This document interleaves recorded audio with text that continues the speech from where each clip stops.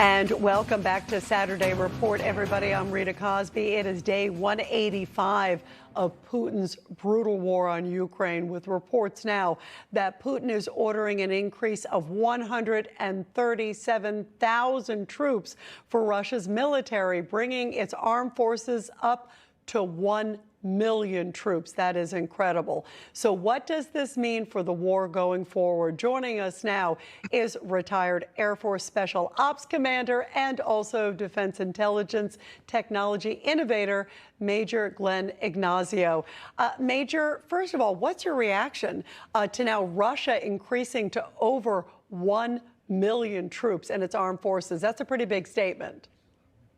Yeah, it is. I mean, it doesn't increase it. They've always had a large military force of, their objectives of being 1 million. But you got to think this is a very, very large country. The interesting part is how many people will actually be going into Ukraine and how well will they be trained is definitely what's going to be suspect for the Russians to be able to pull off in their current 6-month-plus invasion. What do you think it's saying that they're adding this extra 137,000? That's a lot. It's clearly also a message propaganda-wise internally to the country, too, to rally. Yeah, I completely agree. As far as how it affects Ukraine, you have to think about this, is that there's not many people that want to be in the Russian military right now. That's why they have a lot of issues. So where are they going to get these people? They're either going to be people that are drafted. There's going to be some volunteers. They're going to be poorly trained. He's opened it up to possibly prisoners and so forth, or even people from foreign countries that want to have Russian citizenship.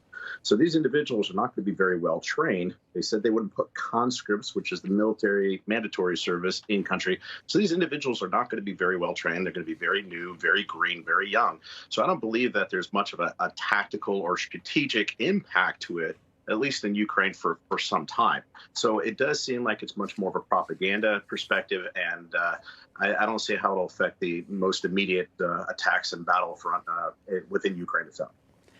What do you think, as we are now just past the 6-month mark, just a few days ago, where do you see this all headed? Because, we're hearing that, of course, on the flip side, the Ukrainians are preparing for a counteroffensive. We also heard Zelensky recently say that he prays that this is all over before Christmas. But it looks like the Russians are digging in. Yes, I mean, this has been a prolonged war. We always thought it was going to be a prolonged war. Putin is we would say a chess master. He's always a long game kind of guy. In the United States, you think about Iraq, Afghanistan, our major operations militarily were over in a few weeks. So people sort of pre-programmed to that. But as far as what Russia's planning, they've always looked at a long, extended conflict. Now, I think this is going to go definitely into the winter, possibly even longer. But you have to go back to the beginning. This was originally kicked off to be the so-called denazification of Ukraine.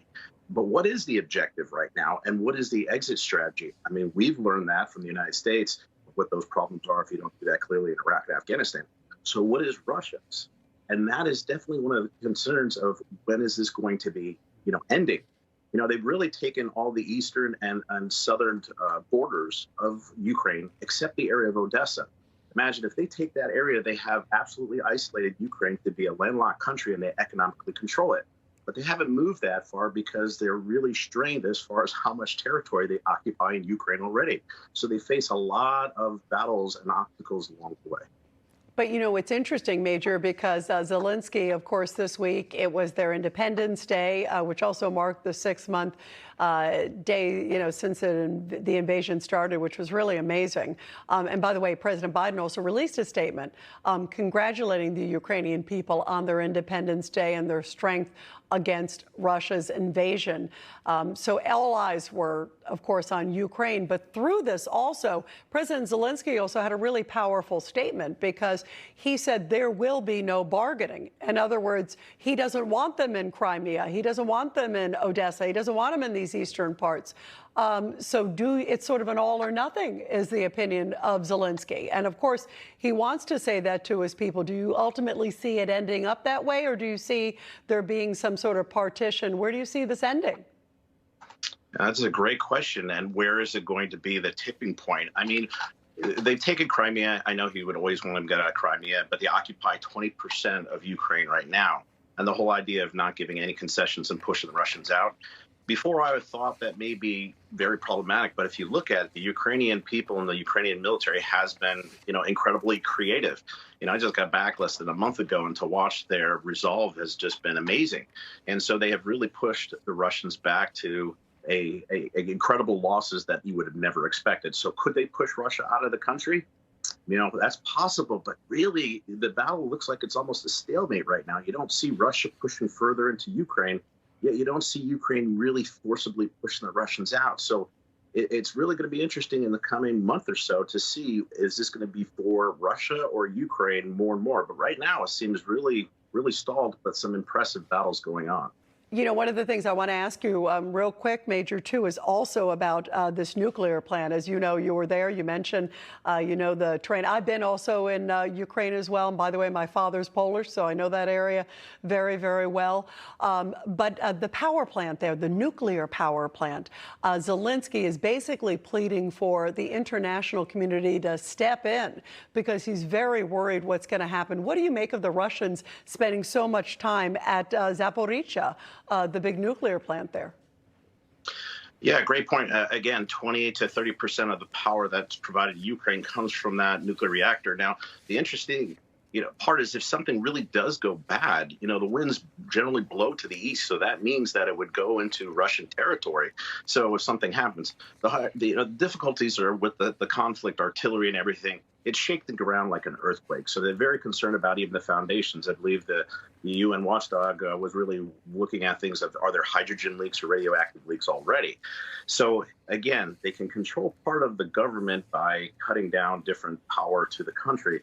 But if something really happens to that reactor, you're going to see poisoning and incredibly horrific things happening both to Russia, to Ukraine, and possibly the globe because of the way it's structured there.